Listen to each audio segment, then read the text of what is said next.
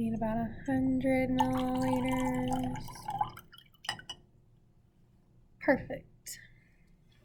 Oh, hey, I didn't see you there. I know you guys don't know who I am. Let me introduce myself to you. I know I might look familiar, but I'm actually not who you probably think I am. So I know Miss Waldrop is your 8th grade reading teacher, but I'm not Mrs. Waldrop. I'm her twin sister.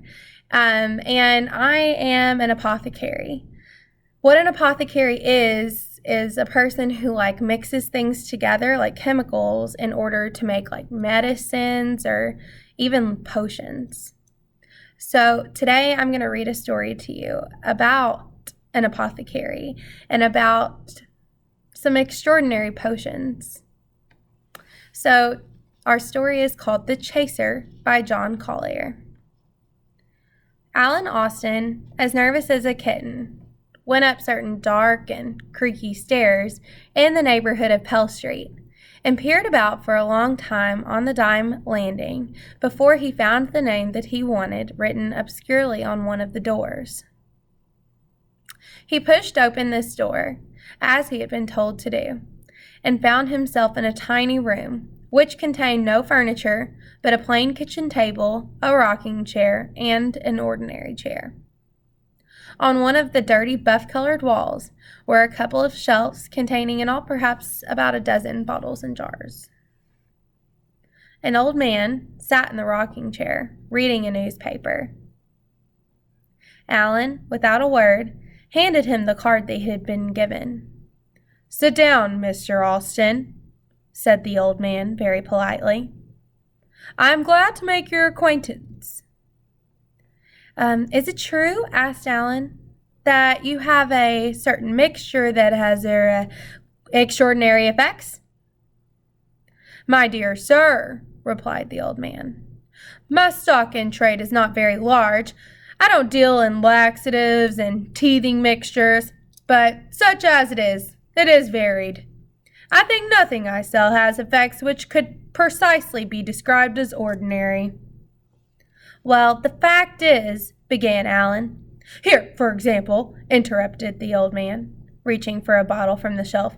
"Here is a liquid as colorless as water, almost tasteless, quite imperceptible in coffee, wine, or any other beverage. It is also quite imperceptible to any known method of autopsy."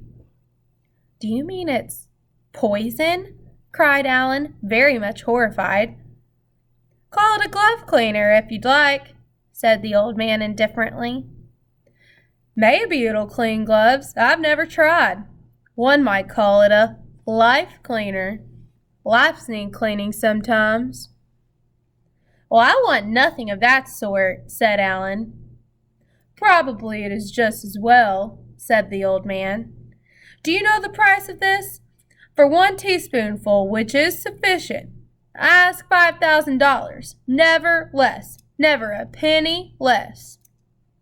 "I hope all your mixtures are not as expensive," said Alan apprehensively. "Oh dear, no," said the old man. "It would be no good charging that sort of price for a love potion, for example. Young people who need a love potion very seldom have $5,000. Otherwise, they wouldn't need a love potion." "Well, I'm glad to hear that," said Alan. "I'll look at it like this," said the old man. "Please a customer with one article and he will come back when he needs another, even if it is more costly. He will save up for it if necessary." "So," said Alan, "you really do sell love potions?" "If I did not sell love potions," said the old man, reaching for another bottle, "I should not have mentioned that other matter to you. It is only when one is in a position to oblige that one can afford to be so confidential." "And these potions," said Alan, "they're not just, "Oh, no," said the old man. "The effects are permanent and extend far beyond the mere casual impulse, but they included, oh yes, they included bountifully, insistently, everlastingly." "Dear me," said Alan, attempting a look of scientific detachment. "How very interesting." but I do consider the spiritual side, said the old man. I do indeed, said Alan. For indifference, said the old man, they substitute devotion. For scorn, adoration. Give this one tiny mixture to this little young lady.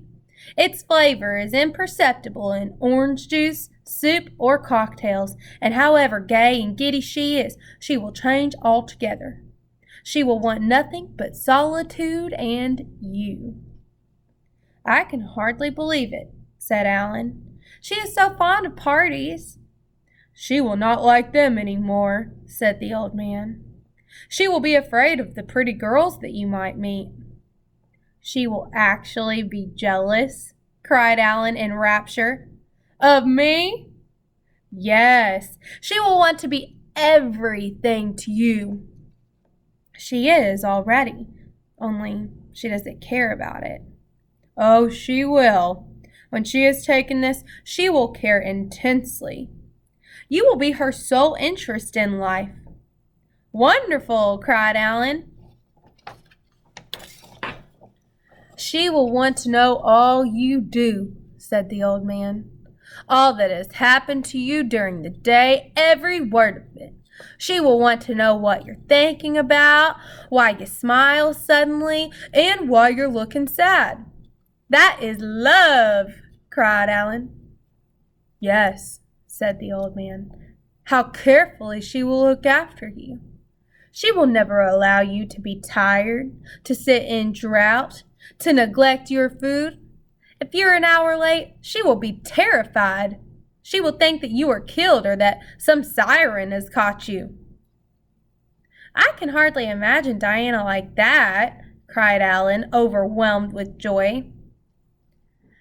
You will not have to use your imagination, said the old man.